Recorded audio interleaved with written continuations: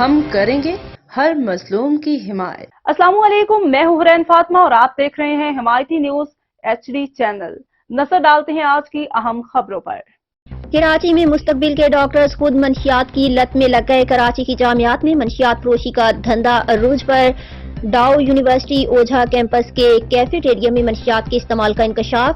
Karachi MBBS کی طالبات منشیات کا استعمال کرنے میں مصروف۔ MBBS کے علاوہ دیگر شعبے کی طالبات بھی منشیات کے استعمال میں ملوث۔ طالبات کو منشیات کی سپلائی یونیورسٹی کے باہر سے ہوتی ہے، ذرائع کا دعویٰ۔ ڈاؤ یونیورسٹی اوجھا کیمپس کے کیفیٹیریا میں طلباء کو منشیات استعمال کرتے دیکھا جا سکتا ہے۔